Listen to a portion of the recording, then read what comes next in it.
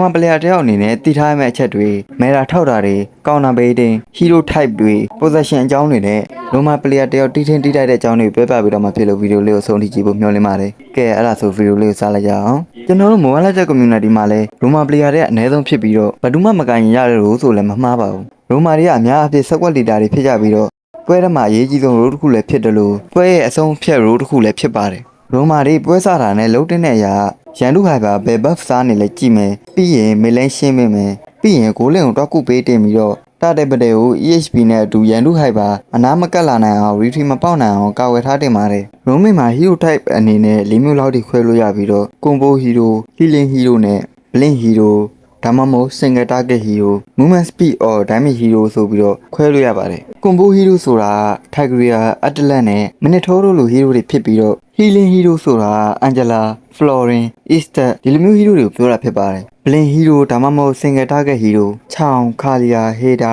ဒီ hero တွေကရန်သူဟိုက်ပါကိုစိတ်အနှောက်အယှက်ဖြစ်စေပြီးတော့ movement speed hero or damage hero ခါလီဟက်ကတ်နာထာလီယာဒီလိုမျိုး hero တွေကိုပြောတာဖြစ်ပါတယ်မဲတာထောက်တာကိုနည်းနည်းလေးရှင်းပြပေးမယ်ရန်သူဘက်ကချောင်းဒါမှမဟုတ်ဟက်ကတ်တို့လို pick off hero တွေပါလာတဲ့အခါ teammate တွေအပါအခေါ်မခံရအောင်ရိုမာတယောက်အနေနဲ့ရန်သူရိုမာဘယ်နေရာမှာရှိနေလဲဆိုတဲ့ mission ကိုကိုယ့်ရဲ့ teammate တွေကိုပေးတာကိုခေါ်ပါတယ်ဒါကြောင့်မဲ pro e-sport ပွဲတွေမှာ pick off hero တွေပင်လာတဲ့အခါဒီလိုမျိုးမဲတာထောက်ကြတာပဲဖြစ်ပါတယ် counter building ဆိုတာရန်သူ hero တွေပေါ်ကြည့်ပြီးတော့ဝယ်ရတဲ့ item ကိုပြောတာဖြစ်ပြီးတော့ရန်သူတွေမှာ magic timing များနေရင်အတီနာရှိဒါမှမဟုတ်ရန်သူမှာ healing life steal fighter များတဲ့ hero တွေကင်ထားရင် dominate eye ကိုအရင်ဆုံးဝယ်တာအကောင်းဆုံးပါပဲ magic timing ကိုမှယူရိုရာလို့ diamond အကိတ်ကြီးပေးတဲ့ hero တွေဆိုရင်တော့အတီနာရှိကိုစက်တင်ပြီးတော့ချန်ခဲလို့ diamond ကိုတဖြည်းဖြည်းပေးတဲ့ hero တွေဆိုရင်တော့ radiant armor ကိုစက်တင်ပါတယ်တခုတည်ထားမှာဒီနှစ်ခုကိုလုံးဝတွဲမဆက်တင်ပါဘူးရန်သူတွေရဲ့ item တွေ hero တွေပေါ်ကြည့်ပြီးတော့ counter item ပြန်ထုတ်နိုင်ဖို့လည်းလိုအပ်ပါတယ်ရိုမာတယောက်အနေနဲ့ position ကကိုကိုင်းတဲ့ hero လိုက်ပြောင်းလဲတွားနိုင်ပြီးတော့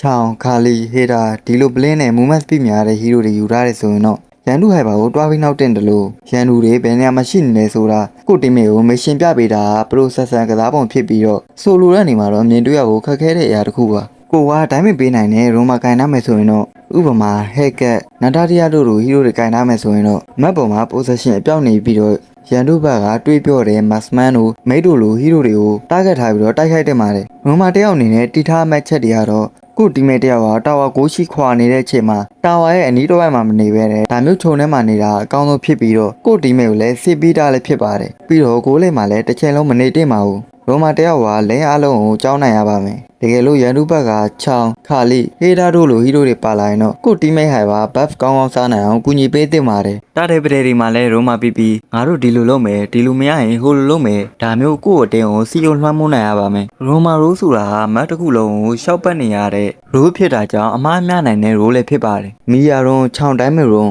ဒါတွေကဘာမှနားမလဲတဲ့ကောင်လေးတွေဆောတာဖြစ်ပြီးတော့ဂိမ်းတစ်ပွဲရဲ့အနှစ်တာမရှိပါဘူးကိုတိုင်လဲရိုမာ player တွေကို respect ထားလို့ public မှာရိုမာကင်ပြီးတော့အမှားလုပ်ရင်တော့လုံးဝဆဲတာမျိုးမရှိပါဘူးဒီဗီဒီယိုက fan တယောက်ရဲ့တောင်းဆိုမှုကြောင့်ဖြစ်လာတဲ့ရိုမာတွေတီးတင်တီးထိုက်တဲ့အကြောင်းအရာတွေကိုပြောပြပေးတော့ဖြစ်ပါတယ်ဆိုတော့ brother တို့တီးကျင်နေတဲ့အကြောင်းအရာတွေကိုကျွန်တော် channel ကို subscribe လုပ်ပြီးတော့အောက်က comment မှာမေးသွားလို့ရပါတယ်ဗီဒီယိုလေးကိုဒီလောက်နဲ့ပဲအဆုံးသတ်ချင်ပါတယ်အားလုံးကျေးဇူးတင်ပါတယ်